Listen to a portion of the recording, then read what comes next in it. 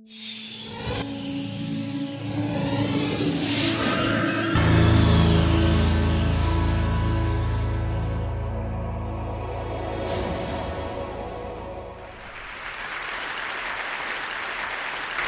Oxford in the 1950s, there was a fantastic doctor who was very unusual, named Alice Stewart.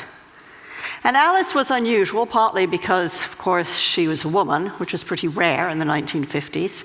And she was brilliant. She was one of the, at the time, the youngest fellow to be elected to the Royal College of Physicians.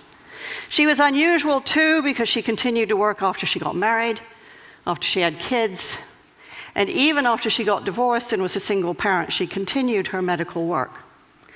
And she was unusual because she was really interested in a new science, the emerging field of epidemiology, the study of patterns in disease. But like every scientist, she appreciated that to make her mark, what she needed to do was find a hard problem and solve it. The hard problem that Alice chose was the rising incidence of childhood cancers. Most disease is correlated with poverty, but in the case of childhood cancers, the children who were dying seemed mostly to come from affluent families. So what, she wanted to know, could explain this anomaly? Now, Alice had trouble getting funding for her research. In the end, she got just £1,000 from the Lady Tata Memorial Prize, and that meant she knew she only had one shot at collecting her data. Now, she had no idea what to look for. This really was a needle in a haystack sort of search. So she asked everything she could think of. Had the children eaten boiled sweets? Had they consumed colored drinks? Did they eat fish and chips? Did they have indoor or outdoor plumbing? What time of life had they started school? And when her carbon-copied questionnaire started to come back, one thing and one thing only jumped out with a statistical clarity of a kind that most scientists can only dream of. By a rate of 2 to 1, the children who had died had had mothers who had been x-rayed when pregnant. Now, that finding flew in the face of conventional wisdom. Conventional wisdom held that everything was safe up to a point, a threshold. It flew in the face of conventional wisdom, which was huge enthusiasm for the cool new technology of that age, which was the X-ray machine. And it flew in the face of doctors' idea of themselves, which was as people who helped patients, they didn't harm them. Nevertheless, Alice Stewart rushed to publish her preliminary findings in The Lancet in 1956. People got very excited. There was talk of the Nobel Prize. And Alice really was in a big hurry to try to study all the cases of childhood cancer she could find before they disappeared. In fact, she need not have hurried. It was fully 25 years before the British and American medical establishments abandoned the practice of X-raying pregnant women. The data was out there, it was open, it was freely available, but nobody wanted to know. A child a week was dying, but nothing changed. Openness alone can't drive change. So for 25 years, Alice Stewart had a very big fight on her hands. So how did she know that she was right? Well, she had a fantastic model for thinking. She worked with a statistician named George Neal, and George was pretty much everything that Alice wasn't. So Alice was very outgoing and sociable, and George was a recluse. Alice was very warm, very empathetic with her patients. George, frankly, preferred numbers to people. But he said this fantastic thing about their working relationship. He said, "My job is to prove Dr. Stewart wrong." He actively sought disconfirmation, different ways of looking at her models, at her statistics, different ways of crunching the data in order to disprove her. He saw his job as creating conflict around her theories, because it was only by not being able to prove that she was wrong that George could give Alice the confidence she needed to know that she was right. It's a fantastic model of collaboration. Thinking partners who aren't echo chambers. I wonder how many of us have or dare to have such collaborators. Alice and George were very good at conflict. They saw it as thinking. So what does that kind of constructive conflict require? Well, first of all, it requires that we find people who are very different from ourselves.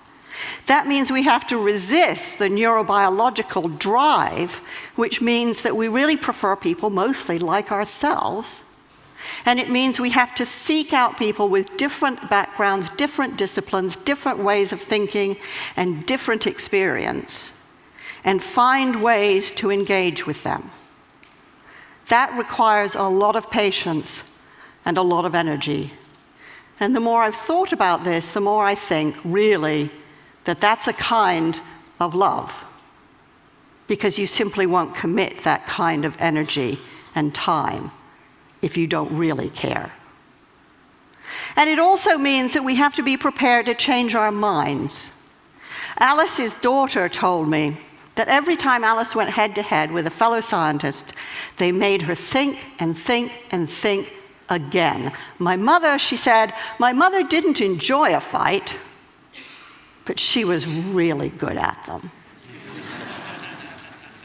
So it's one thing to do that in a one-to-one relationship, but it strikes me that the biggest problems we face, many of the biggest disasters that we've experienced, mostly haven't come from individuals, they've come from organizations, some of them bigger than countries, many of them capable of affecting hundreds, thousands, even millions of lives. So how do organizations think? Well, for the most part, they don't.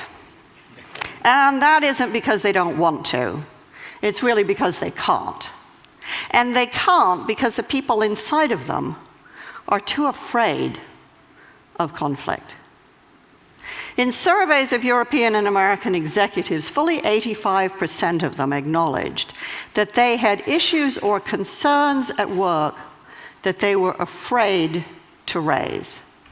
Afraid of the conflict that would provoke, afraid to get embroiled in arguments that they did not know how to manage and felt that they were bound to lose.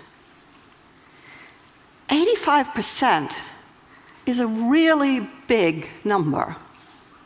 It means that organizations mostly can't do what George and Alice so triumphantly did. They can't think together. And it means that people like many of us who have run organizations and gone out of our way to try to find the very best people we can mostly fail to get the best out of them. So how do we develop the skills that we need? Because it does take skill and practice too.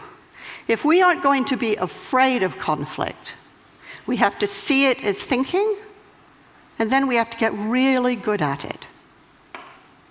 So recently, I worked with an executive named Joe, and Joe worked for a medical device company.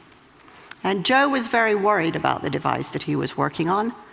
He thought that it was too complicated, and he thought that its complexity created margins of error that could really hurt people. He was afraid of doing damage to the patients he was trying to help. But when he looked around his organization, nobody else seemed to be at all worried. So he didn't really want to say anything. After all, maybe they knew something he didn't. Maybe he'd looked stupid. But he kept worrying about it. And he worried about it so much that he got to the point where he thought the only thing he could do was leave a job he loved. In the end, Joe and I found a way for him to raise his concerns. And what happened then is what almost always happens in this situation. It turned out everybody had exactly the same questions and doubts. So now Joe had allies. They could think together. And yes, there was a lot of conflict and debate and argument, but that allowed everyone around the table to be creative, to solve the problem, and to change the device. Joe was what a lot of people might think of as a whistleblower, except that, like almost all whistleblowers, he wasn't a crank at all. He was passionately devoted to the organization and the higher purposes that that organization served. But he had been so afraid of conflict until finally he became more afraid of the silence. And when he dared to speak, he discovered much more inside himself and much more given the system than he had ever imagined. And his colleagues don't think of him as a crank. They think of him as a leader. So how do we have these conversations more easily and more often?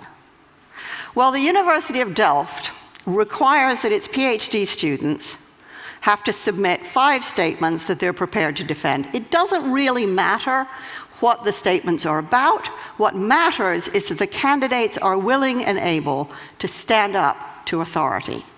I think it's a fantastic system, but I think leaving it to PhD candidates is far too few people and way too late in life. I think we need to be teaching these skills to kids and adults at every stage of their development if we want to have thinking organizations and a thinking society. The fact is that most of the biggest catastrophes that we've witnessed rarely come from information that is secret or hidden. It comes from information that is freely available and out there, but that we are willfully blind to because we can't handle, don't want to handle the conflict that it provokes. But when we dare to break that silence, or when we dare to see, and we create conflict, we enable ourselves and the people around us to do our very best thinking. Open information is fantastic. Open networks are essential. But the truth won't set us free until we develop the skills and the habit and the talent and the moral courage to use it. Openness isn't the end. It's the beginning.